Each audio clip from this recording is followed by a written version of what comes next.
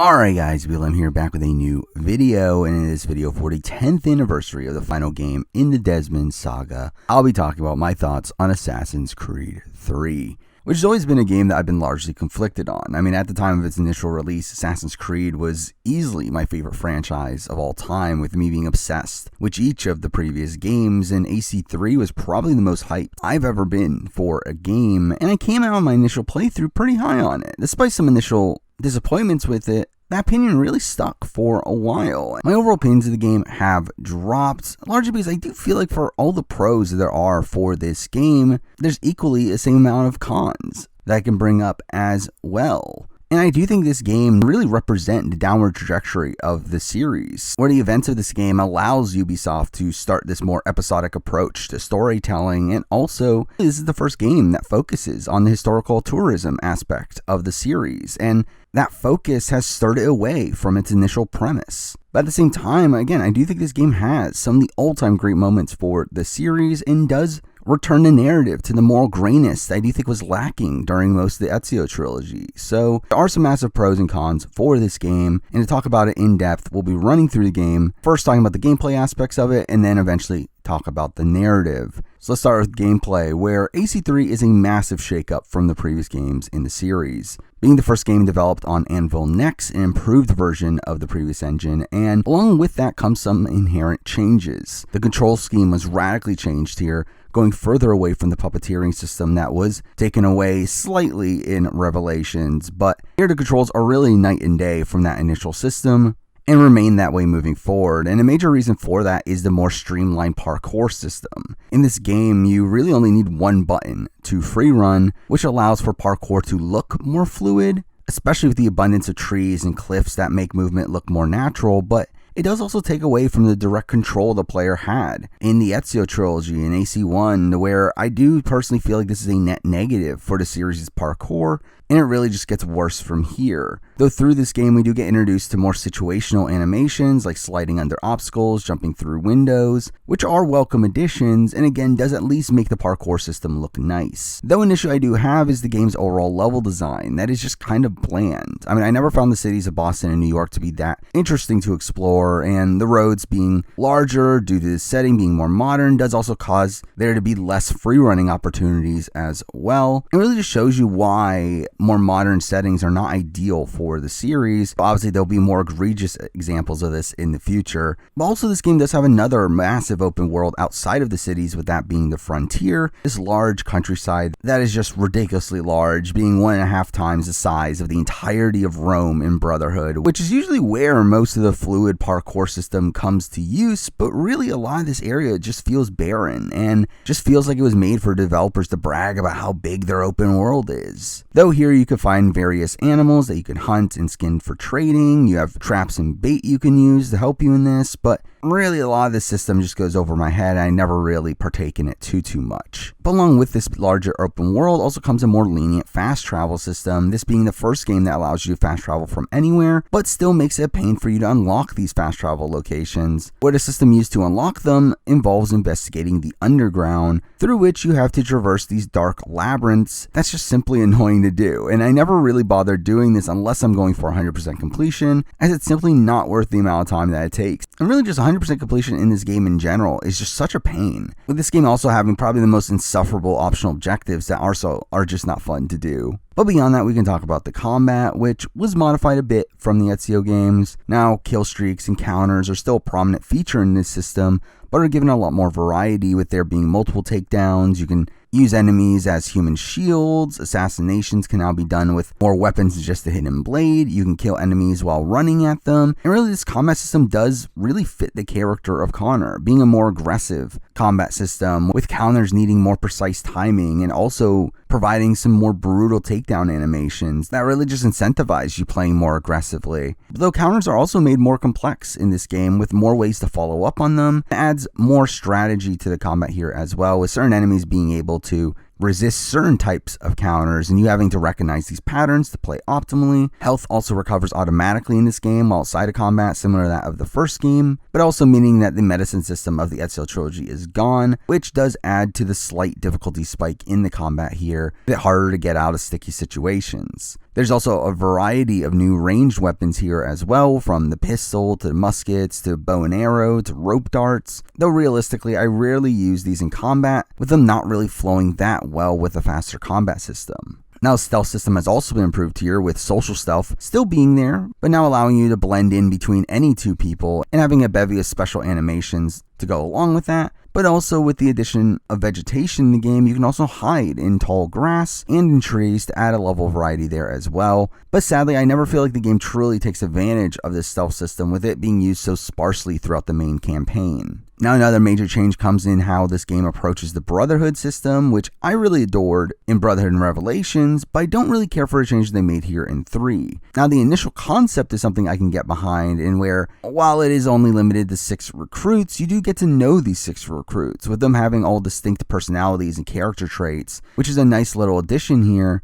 And you also have a wider range of things you can do with them, but I really just hated how this system was executed here, where you have to unlock them through doing a set of really tedious liberation missions that were just boring side activities, and I never felt as incentivized to follow through on this system and fully upgrading all my recruits in the same way that I did in previous installments. But with that, let's transition into the side content, which there is a lot of, simply too much of. And to me, it is this game that really starts and exemplifies what people talk about when they talk about these bloated Ubisoft open worlds, where again, you have so much meaningless side content and collectibles in this game, like the liberation missions. You have the almanac pages that are a pain to collect. You have different clubs you can join. You have a wide range of pointless board games you can play. You have the Encyclopedia of the Common Man, which, I mean, why is this a thing? You again have the Underground. You have forts that are extremely generic. You have the Benedict Arnold missions, which are boring to play. You have the assassin contracts, courier missions, delivery requests, all of which are pretty bland. But that's not to say there isn't good side content. Actually, some of the best content in the entire game is side content, the best of which to me being the homestead missions, where the homestead is your base in the game, similar to that of Monteriggioni, and similarly you have to rebuild it from nothing. Now again, there are a lot of more economic elements of this system that did mostly go over my head, as I just found the trading system kind of confusing, but what really makes this system great are the missions themselves. These missions of Connor interacting with the people living on the land that ends up giving us a lot of lighthearted Connor moments, a character that is deeply serious over the course of the main game, and these missions really just round out his character. Which, to be fair, shouldn't need to happen, where you need side content to fully appreciate a character, but I do think these homestead missions are a fundamental piece to understanding Connor as a character, and also introduces you to a bevy of other characters that do end up being likable presences as well. Another piece of side content, this of which I'm a bit more conflicted on, is the inclusion of naval combat, which through that we do also get naval missions and an assassination tied to the side quest line, and this is great conceptually. The problem is I just hate the naval combat in AC3. Now obviously it is a predecessor to what we would later see in AC4, where I do think they perfect the formula, but here in AC3 I do just find naval combat to be largely tedious and just an annoyance to play through, where you only have a couple times in the main story where you're forced to do it, and it's not that major of a hindrance there, though I do find those missions in themselves pretty slow. But to do these optional naval missions, especially all in a row, it just really ends up being a bit of a drag. I mean, the ship just controls pretty clunkily here, and combat's just simply not as versatile as it is in AC4, though I do respect the amount of time that they obviously put into making this system,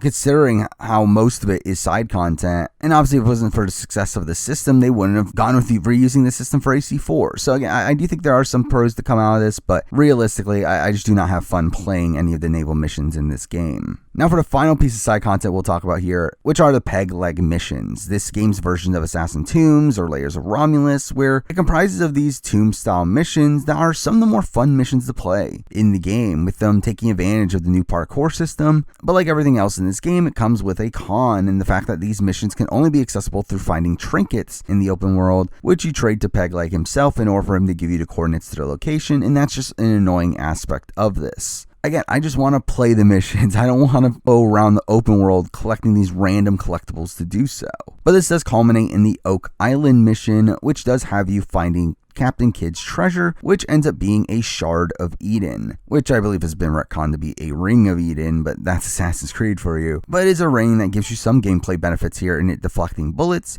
meaning you take little to no damage from ranged weapons. So again, cool little unlockable there, nothing too integral though. But at the time, I really love this as a piece of AC lore, really expanding on the Pieces of Eden at a point where it hadn't gotten as convoluted as it is now. And I should also mention I did do my latest replay on the PS4 remaster, which does also get some really negative reception due to them messing up the lighting during cutscenes and in turn made the character models look terrible during them. But I do feel like this is overall a pretty nice improvement otherwise, adding more color to the world, making it less dreary than the original. The HUD was improved because the originals was just ugly and really just used the same colors that made everything look the same. And it did have some minor gameplay improvements here as well, like the ability to free aim weapons and then streamlining the lockpicking system that really just makes this the definitive way to play the game currently, as long as you can get over the flushed out looking character models. But really that's most of what I have to say about the gameplay. Now let's jump into the narrative. But first I do feel like we should talk about some context behind this game, where again, this is the end of the Desmond saga and was initially planned to be the end of the franchise, according to the initial plans of Patrice Désilets, the original creative director of Assassin's Creed, who did leave the franchise in the middle of Brotherhood's development. But interestingly, AC3 had already started development at that point, and he did play a factor into the pre-production of this game. And while the game itself does end up obviously being a vastly different game from what he initially envisioned, there are still little semblances of his influence left in the game. And despite the great writing of Darby McDevitt, which is a major reason why like Black Flag is as great as it is to me, I do feel like this is the point where AC really just starts to lose its identity and its focus, where again the series should have just straight up ended here. Though due to Ubisoft obviously being a corporation and wanting money, they obviously wouldn't let the series go. But I do feel like this was just a natural endpoint for Assassin's Creed, despite its now prolonged existence. But with that, let's now run through the events of the game, which does start with a really epic recap of the events of the series up until this point, narrated by William Miles, which has always been super notable to me, and also indicates a time when Assassin's Creed wasn't afraid to turn away some of its audience due to the fact that they hadn't played the previous games in the series, and really made it feel like this was going to pay off player investment. And we do see the game pick up immediately after the events of Revelations, where Desmond and co. arrive at the Grand Temple, which for me was such a grand moment when I was a kid. Again, I was waiting a year since the ending of Revelations to see what was inside the Grand Temple. In here, we essentially get nothing, as once we get inside, Desmond is told by Juno to find the key, leading to him getting knocked out and thrown back into the Animus, where we get a tutorial on the new parkour system before jumping into the past, where when doing so, we are greeted by the first of the big twists that this game throws at you, and also one of the bigger risks that this story takes, where despite the game being promoted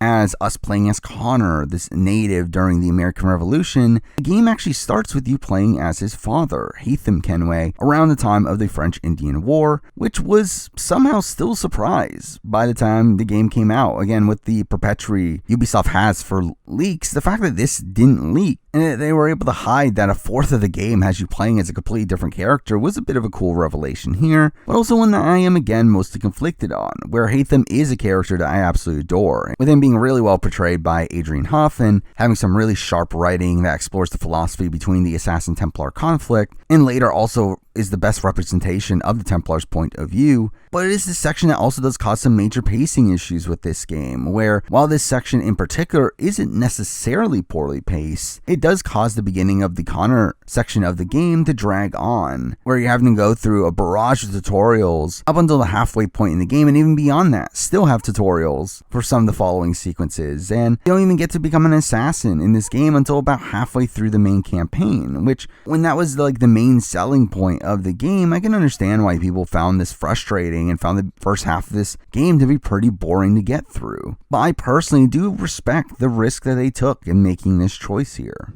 But this leads to sequence 1, where we transition to Haytham as he enters the Royal Opera House in London, and we get this fantastic set piece that has us sneaking around to assassinate Miko, who we later learn was the assassin leader, which I guess I should also mention that I love how much this game plays with your expectations, where you obviously just assume that Haytham is an assassin, and those that Haytham works against are Templars, but obviously in reality it is the opposite here, but it's done in a way that there are hints towards that revelation along the way that do make it a satisfying reveal, and fun on the replay for you to pick up on these hints. But again, this is a great set piece that does feel like the most Assassin's Creed-y mission really in the entire game. That despite the fact that you aren't playing as an assassin here, the escape from the assassination has you blending with the crowd and getting away unscathed. That really just adds to the coolness factor of Haytham here. But through this, Haytham does steal Miko's medallion, which later turns out to be the key to the Grand Temple, which really becomes the central plot of this game, that we are reliving these memories to find this key's location.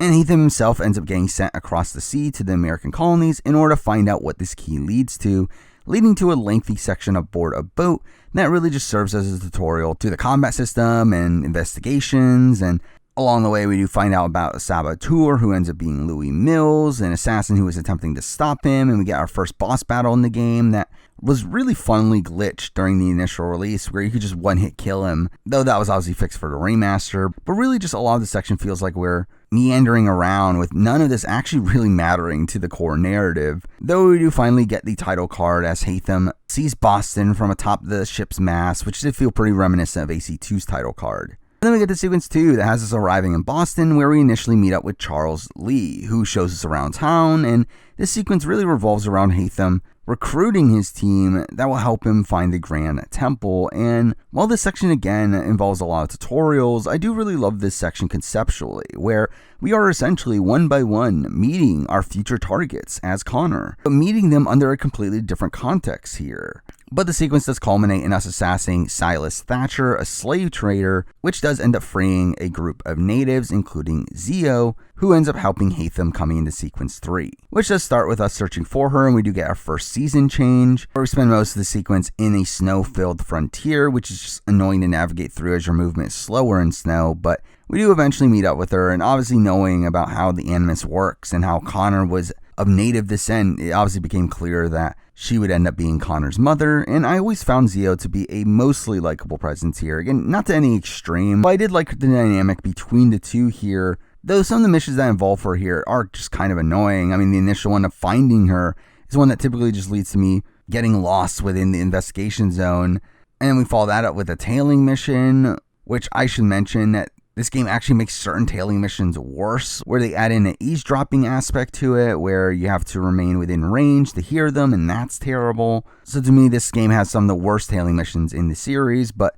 we do end up spending the sequence hunting down Edward Braddock as part of our deal with Zio, where if we kill him, then Zio will show us the location of the Grand Temple. And really, the game does show it as if we assassinated Braddock here, but in reality, Haytham does end up sparing him, which does cause some conflict between him and Zio. That through that and her learning his attachment to the Templars, it does end up obviously leading to the end of their relationship down the road, but Haytham finally does reach the entrance of the Grand Temple, only to find out that the key doesn't open the door, as we obviously know that it's to be used within the temple, and it is here that we see him and Zio consummate their relationship. But we later end the Haytham section here with this fantastic scene of Charles' initiation, where we get this great reveal where Haytham says, "You are a Templar." Again, a really mind-blowing revelation at the time, and again, a really big risk for the first fourth of this game. They're really just being set up to the antagonists of this game. And while I do think this choice did cause some narrative issues moving forward, I did also like to see this more moral grayness returning to the series here, with us getting to know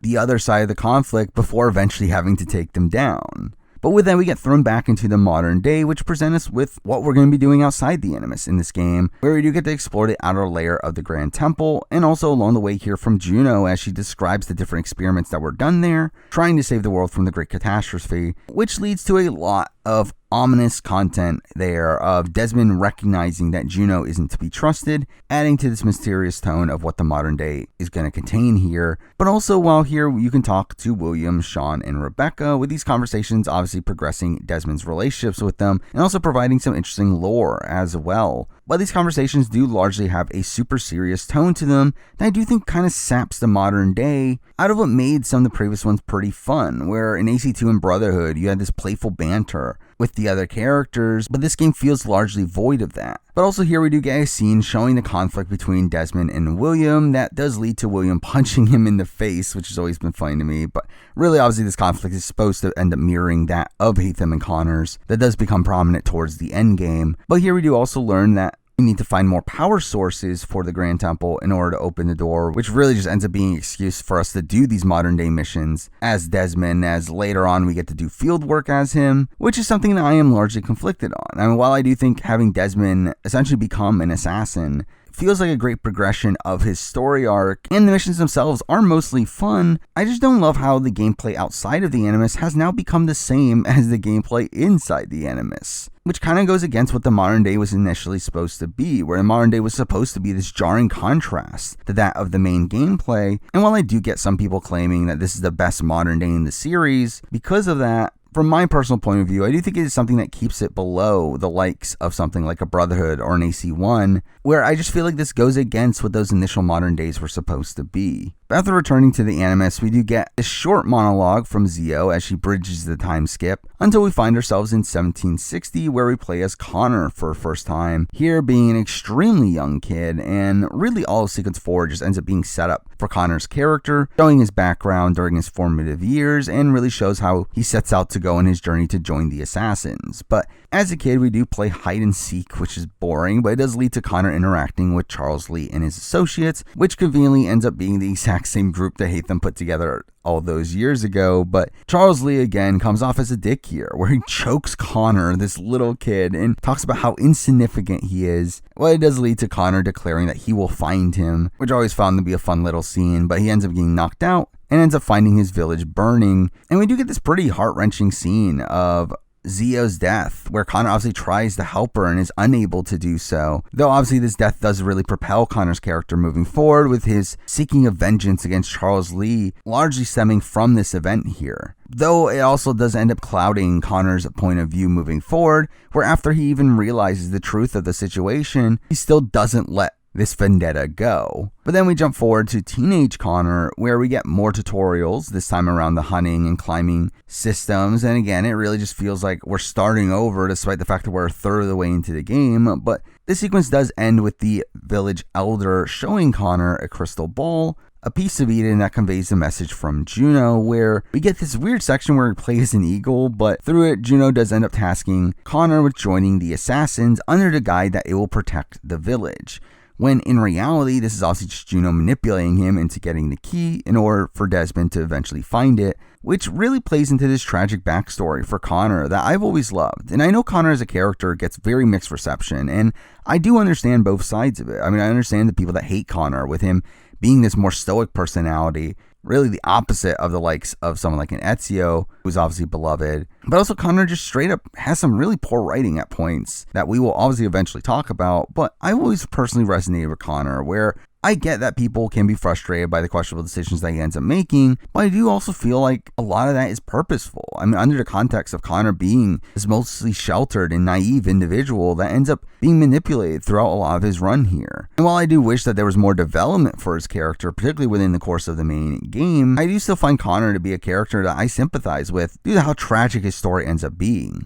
This leads us up to sequence 5, where we do have Connor traveling to the Davenport homestead, where we do have our first interaction with Achilles, the elderly former mentor of the Colonial Assassins, who has become a recluse after the destruction of the Colonial Brotherhood at the hands of Haytham and I guess Shay. Though obviously that wasn't intended at this point, but due to that, Achilles ends up turning Connor down here, only for Connor to show his resilience, talking about how he's never leaving, and eventually Achilles ends up saving him from a group of bandits and finally decides to take him in, which I've always liked this Connor-Achilles relationship, with Achilles being a nice counter to Connor's unwarranted optimism, but at the same time, Connor giving Achilles purpose, as he obviously becomes Connor's father figure moving forward and teaches him about the outside world, and also shows him that some things that he thought was impossible are possible. And here we do also see Achilles end up giving him the name Connor, named after his deceased son, which is a little nice moment once you know the context behind it. But really the rest of the sequence ends up being a pretty boring set of tutorials, where it's just tutorial after tutorial after tutorial. I mean, here we learn about the notoriety system, that's followed by learning about the underground, then we learn about the homestead missions, then we learn about naval combat, and really the section just drags on. Go through it, we do get the first of our historical moments as Connor, where you see Haytham's involvement in the Boston Massacre, and Connor ends up getting framed for starting it, which leads to us meeting Sam Adams, and through that we eventually meet more of the Founding Fathers, and all this really just bleeds into my major complaint I have with this game's narrative. Again, going back to the historical tourism aspect of the story, this game really tries to shoehorn in as many historical figures and events as it possibly can, with none of them really adding much to the core narrative, and it really just feels ridiculous that Connor has an involvement in all of these historical events, with most of these sections also just being boring to play, as most of these missions just revolve around doing tedious tasks, and again, they don't add much to Connor's character, and I do feel like it takes away from time that could have been spent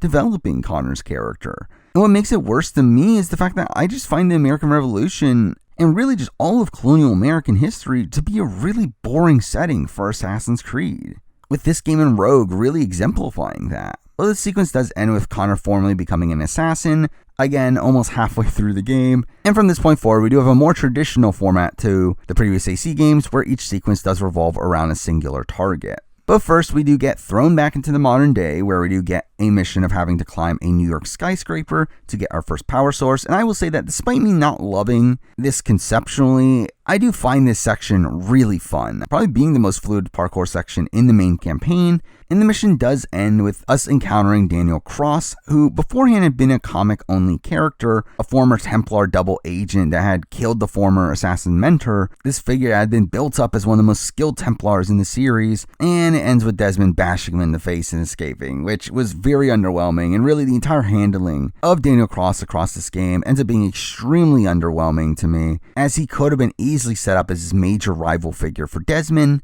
but instead he comes off as a pushover. But once we return to the Animus, Connor does start hunting down his targets, starting with Sequence 6 that does revolve around William Johnson, which also along the way we get introduced to the recruitment system and end up having to help out in the Boston Tea Party, because for some reason Connor thinks that dumping out the tea will help stop them from buying his village, but really none of this makes sense, and is again another really shoehorn mission here. But I do actually really enjoy the assassination mission itself here, where it is one that you can take numerous different approaches to, where it is a pretty large area here, and there's a very satisfying way to stealth assassinate him by climbing across the trees. But here we do also get our first of these really great memory corridor sequences from this game with Connor that are just fantastically written. I mean, again, like, it really highlights the moral grayness between the Assassins and the Templars in a similar way to how AC1 handled them, where Connor ends up finding out that their plans were not as maniacal as he initially thought they were to be. Now, Sequence 7 does revolve around John Pitcairn, and this to me is the most egregious example of historical tourism, with literally every mission here involving a famous historical event, and none of it being fun to play.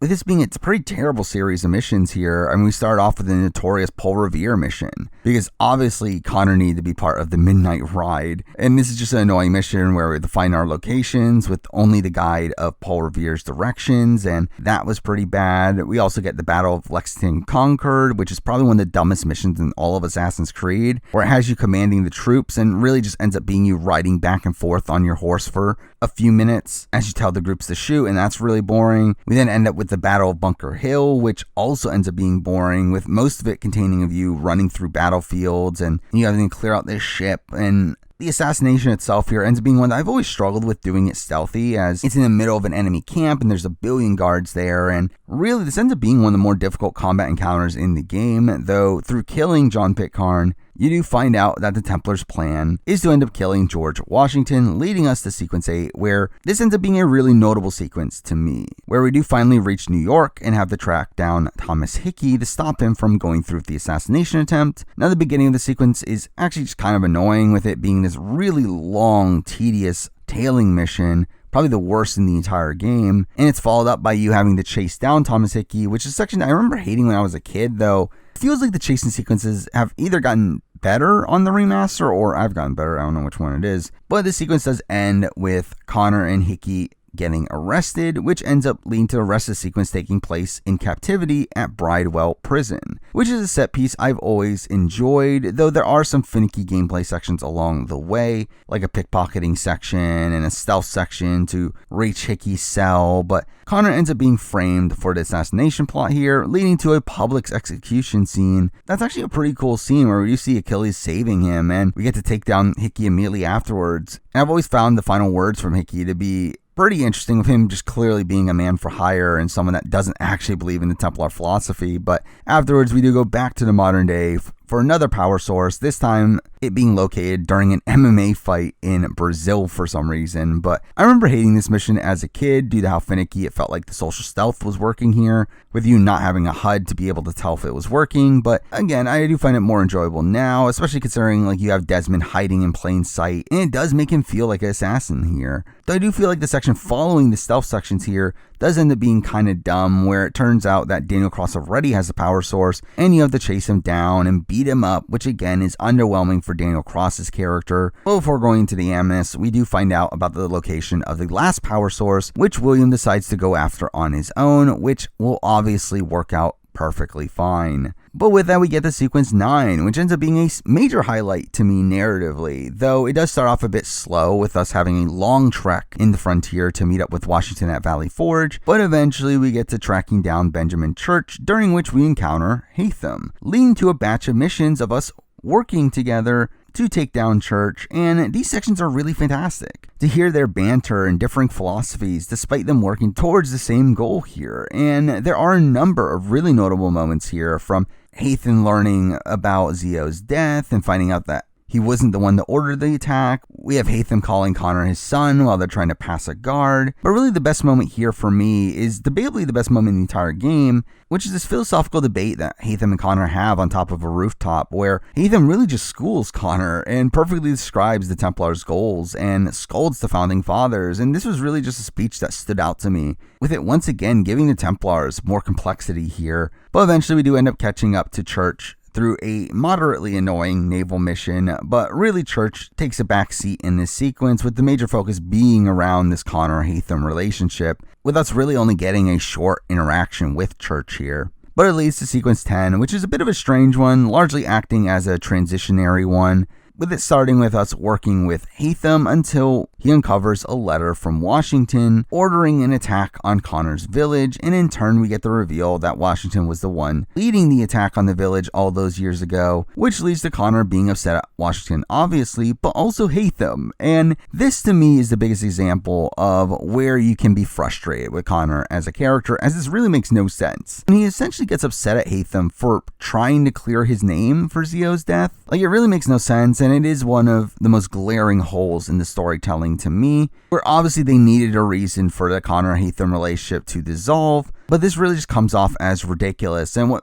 doesn't make it any better is that's followed up by what is probably my least favorite mission in all of Assassin's Creed, where you have to ride on horseback to take down all the soldiers on the way to the village, and with how terrible the horse controls here, and how narrow some of the paths that you have to ride on are, and also the section having a time limit towards the end where you have to stop them from reaching the village. I really did struggle with this section for a while when I initially played the game, and I always remember this mission as being one that is a pain to play. But this also does lead to more questionable writing, with it now turning out that Lee has already organized warriors from his tribe to take out the colonists, during which Connor has to stop them, leading to him having to kill his best friend in Kanatokan, which really just felt like a conflict that could have easily been avoided, and really just feels ridiculous that Kanatokan just instantly believes Lee, who they had blamed for the attack for years, over Connor, his best friend, and really just all this just felt very melodramatic. But for some reason, sequence 10 doesn't end there, as we also have to participate in the Battle of Monmouth for some reason. Again, really forced in here, and also just raises the question of why is Connor even helping the revolution at this point, now that he found out that his motivations were misguided. And again, his obsession over Charles Lee feels really bizarre at this point, considering, again, he knows that Washington is now the person that he's been after. So again, I understand people's reservations with Connor, largely over the events of this sequence. But then we exit the Animus for the penultimate time, where we do find out that William has obviously been captured by Abstergo, and is now being kept at the Abstergo facility that Desmond was held in during the events of AC1, which on paper is a fantastic way to show Desmond's growth as a character, having him return to the place that he started his journey, and now instead of being a prisoner, he is able to face off against his oppressors. And conceptually, again, this could have been one of the greatest moments in the history of the series, and while it is still very good, this mission is still extremely rushed. That does take away a lot of the gravitas from it. Again, it is fantastic, but it could have just been so much more, particularly in how Daniel Cross is handled, where again, you end up assassinating him,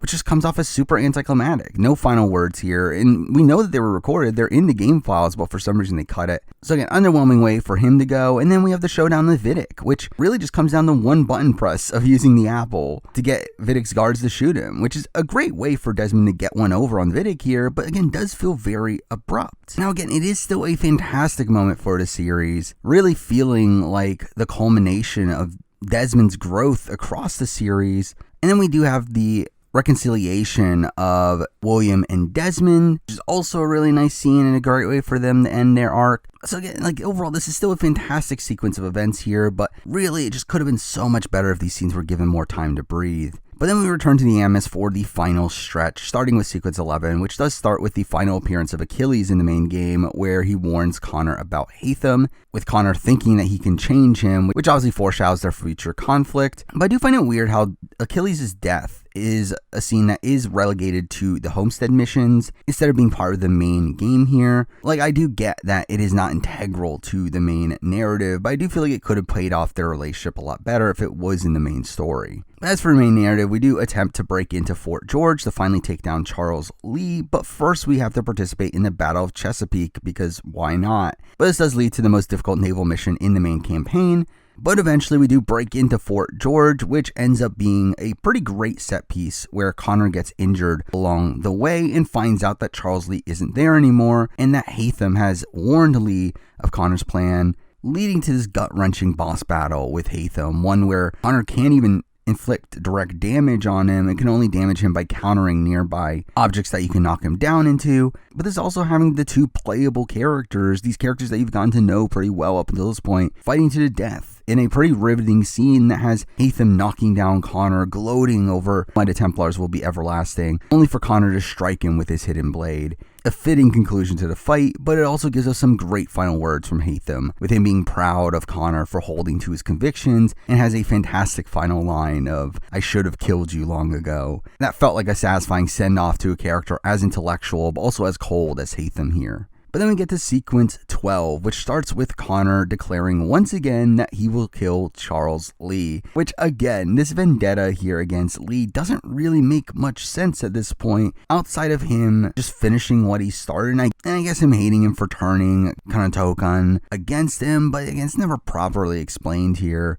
We just know that he has to kill Charles Lee, which again has become a meme nowadays due to how many times he mentions it here, and because I do find it pretty humorous every time it is. But we end up finding him at Haytham's funeral, only for us to get ambushed, and we get a bizarre investigation mission of us climbing around a ship to find out Lee's location that really just felt out of place. But eventually we do find him at the Boston Harbor, the location that Haytham first met him, and we do get a chase sequence that really annoyed me when I was younger, as for some reason certain obstacles wouldn't interact properly, but again, haven't had many issues recently. But when eventually catching up to him, we do have another great scene of Lee asking Connor why he continues to fight, and Connor has this great line of, "Because no one else will," before shooting Lee in the chest, and this leads up to their final confrontation where both parties are injured, and Connor catches up to him as Lee sits in a tavern, slowly bleeding out, and we have the music beautifully build up to the point where Connor finishes Lee off by stabbing him in the chest, taking the Grand Temple key, succeeding in doing what Juno had told him to do to save his village, only for him to return to his village to find out that everyone is gone. Turning out that he had failed in his ultimate goal, which was, again, really just to protect his people and the land that they lived on. Adding to the tragedy of his story, where despite all the fighting he does on the behalf of the revolution, it is the revolution that ends up enacting exactly what he was trying to stop. Again, showing how misguided and misled Connor was throughout the story, but here we do have Juno reappear to give him one final task of hiding the key where no one else will find it, and he does do so by hiding it in the grave of Achilles' son, Connor, his namesake, giving Desmond exactly what he needs. Getting us to the end, where Desmond retrieves the key and uses it to open the gate to the Grand Temple's inner chamber, where we do find the Eye, or what was the Eye, as I believe they've retconned it again to not be one, but you get the point. It is an ESU device that allows you to emit a shield around the Earth that will stop it from being damaged by the sun, but conveniently, it would also take the life of the person that interacts with it, giving Desmond this massive dilemma,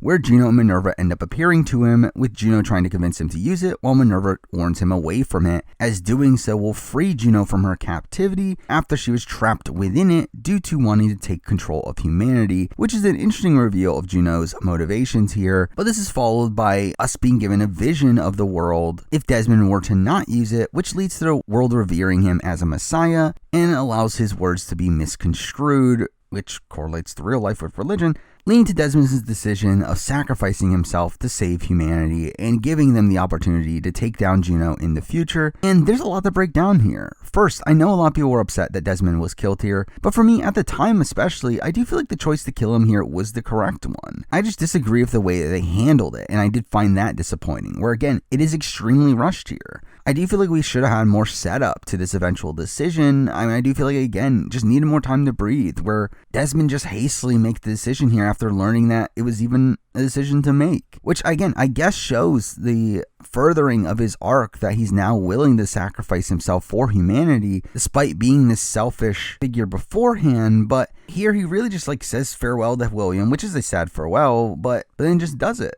And in retrospect, this is a decision that coincides with the downfall of the series to me, where with the death of Desmond here and the series continuing afterwards, it really just gave Ubisoft the perfect out to minimizing the modern day presence moving forward and really just focus on the historical settings while also taking away from the modern connective tissue between games that obviously allows the games to be more accessible to the casual audience, but also takes away from what made Assassin's Creed Assassin's Creed. And I do think this scene also just sets up some great potential storylines for a future here that just end up being wasted, particularly the Juno storyline that kept on meandering around for the next few installments until it was eventually dropped from the main games and instead resolved in the comics, which really just minimizes the impact of this ending in retrospect. But again, it is an ending that I was on board with at the time, as it does feel like a grand conclusion to the series up until this point, ending the second Catastrophe storyline, having Desmond conclude his massive character arc of going from someone that ran away from the life of an assassin to one that embraces it and dies for the sake of its philosophy. Again, really feels like it could have been this extremely satisfying conclusion to the series up until this point, but instead it ends up being used as setup for things that don't get followed through with. And while it obviously excited me at the time, it's a conclusion that really just doesn't have much weight anymore. To where even though the events of Valhalla has technically use some of this wasted potential all those years later, to me it's still such a massive disconnect between those games and Valhalla, to where Valhalla just very clearly feels like a retcon. At this point to me, even though those individual moments within Valhalla are great, they also do feel kind of shallow at the same time. Now afterwards, we do get a bit of an epilogue with Connor, with him burning the paintings of his Templar targets and removing the hatchet from the pillar that he used to signify the start of his journey. And we also get these individual scenes around the open world of him returning to his village to find out that the land has been sold to settlers to settle the US war debt. We also see the last of the regulars leaving America for good, only to have Connor see the slave trade still being present. And again, all this just fully buys into this tragedy of how Connor's fight was essentially for naught. And really, to me, it really feels like we're just missing something from the ending here. Something that would have fully shown the growth of Connor's character, as we are now seeing these events that should have a major impact on him, but we're not seeing how he's actually reacting to them. Which is where I should mention the epilogue speech, that for some reason was cut out of the game. Again, it's in the audio files, it's available online, and it just boggles my mind that they decided to cut it here, as it's a speech that really perfectly wraps up Connor's story, showing him recognizing his mistakes and recognizing that it will take a while for the things that he fights for to come to fruition,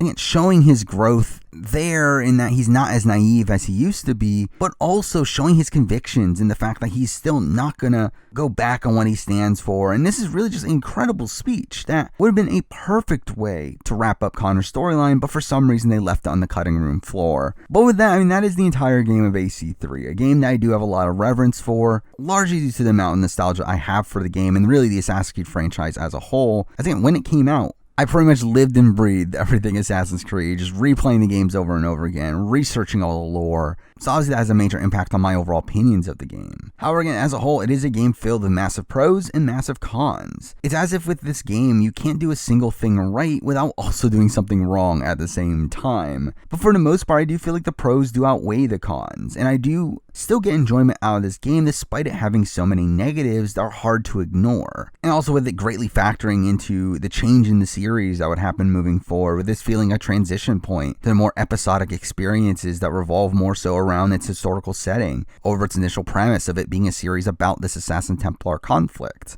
leaving me extremely mixed on the overall game here. And with that, those are my thoughts on AC3 10 years after its initial release. Now, immediately after replaying AC3, I did also replay Liberation as well, so maybe expect a retrospective of that in the near future. I obviously expect more game retrospectives periodically moving forward, and next year I'm sure I'll get around to doing a similar video for Black Flag, so stay tuned for that. But for now, that is the video. Thank you for watching.